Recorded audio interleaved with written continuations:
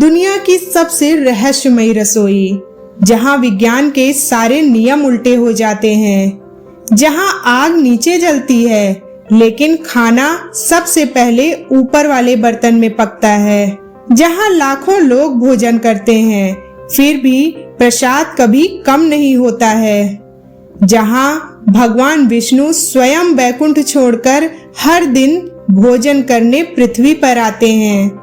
नमस्कार दोस्तों, हमारे सनातन धर्म में एक बहुत ही प्रसिद्ध और अद्भुत कहावत है, जगन्नाथ का भात जगत पसारे हाथ। यानी साक्षात जगन्नाथ स्वामी के मंदिर का भात एक ऐसी दिव्य चीज है जिसे पाने के लिए पूरी दुनिया अपना हाथ फैला देती है। चाहे कोई राजा हो या रंक, करोड़पति हो या भिखारी, इस भात के सामने सब एक कतार में खड़े हो जाते हैं। लेकिन क्या आपने कभी सोचा है कि आखिर इस भात में ऐसा क्या खास है?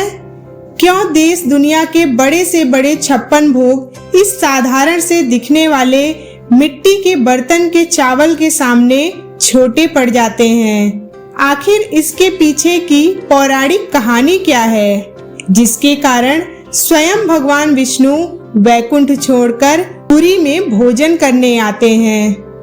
क्या यह सिर्फ एक आस्था है या इसके पीछे छिपा है कोई ऐसा रहस्य जिसे विज्ञान भी आज तक नहीं समझ पाया है? आखिर क्या है जगन्नाथ मंदिर के महाप्रसाद का वो दिव्य रहस्य?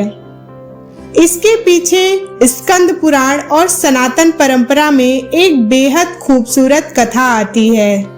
आइए आपको वो पावन कथा सुनाते हैं। शास्त्रों के अनुसार भगवान विष्णु ने चारों दिशाओं में अपने 4 मुख्य धाम स्थापित किए हैं।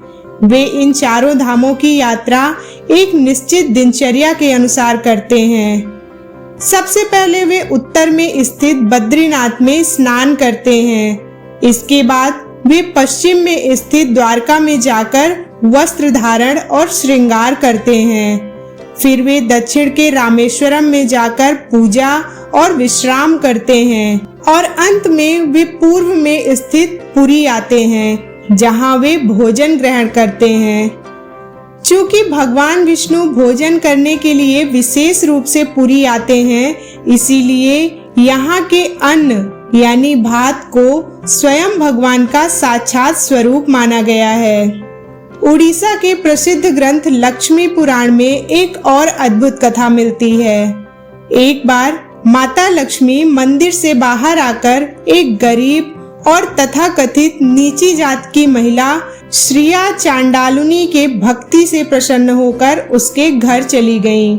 जब भगवान जगन्नाथ और बड़े भाई बलभद्र को यह पता चला तो उन्होंने सामाजिक रूढ़ियों के प्रभाव में आकर माता लक्ष्मी को मंदिर में प्रवेश करने से मना कर दिया। माता लक्ष्मी अपमानित महसूस कर मंदिर छोड़कर चली गईं और जाते जाते उन्होंने श्राप दिया कि मेरे बिना इस मंदिर में अन्न का एक दाना भी नहीं पकेगा।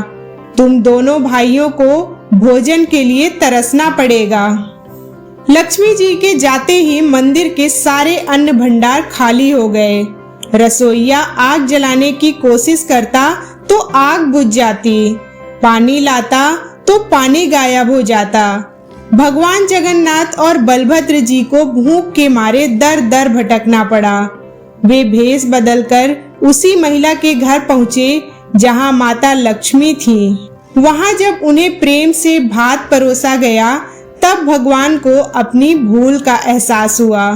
भगवान जगन्नाथ ने माता लक्ष्मी से क्षमा मांगी और उनसे वापस मंदिर चलने का अनुरोध किया। माता लक्ष्मी ने एक शर्त पर वापस आना स्वीकार किया।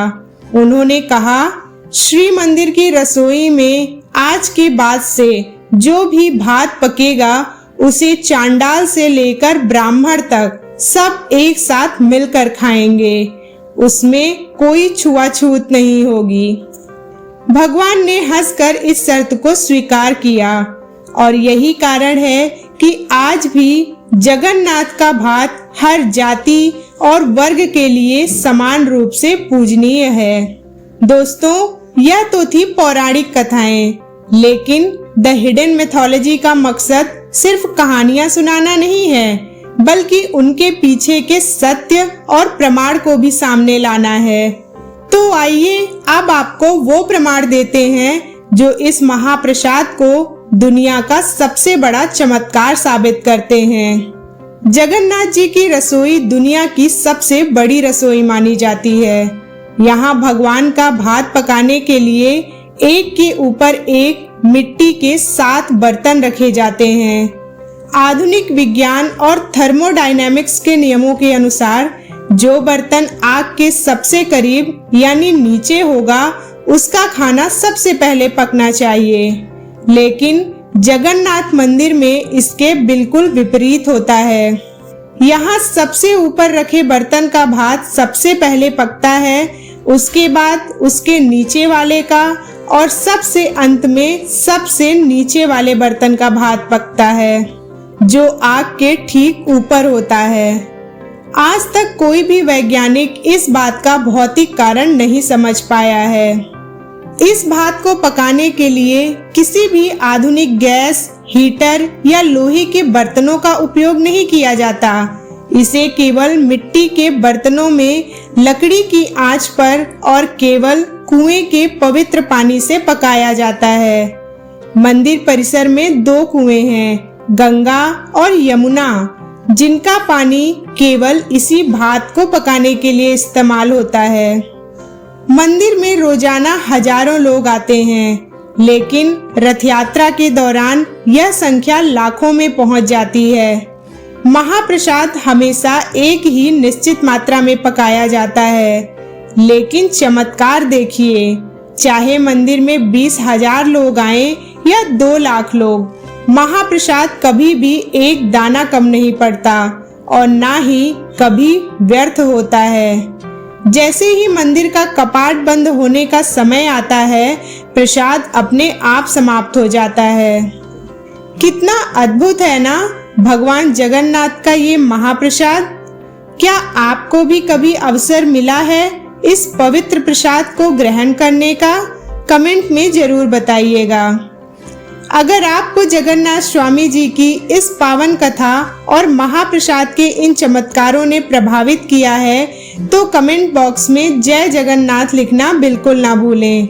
वीडियो को लाइक करें और अपने दोस्तों और परिवारों के साथ शेयर करें, ताकि वे भी हमारी इस समृद्ध सनातनी संस्कृति के रहस्यों को जान सकें। अगर आप हमारे चैनल पर नए हैं, तो हमारे चैनल द हिडन मिथोलॉजी को सब्सक्राइब जरूर करें, ताकि ऐसी ही रहस्यमयी और ज्ञानवर्धक वीडियोस आपको हमेशा मिलती रहें। मिलते हैं अगले वीडियो में किसी नए पौराणिक रहस्य के साथ। तब तक के लिए जय जगन्नाथ।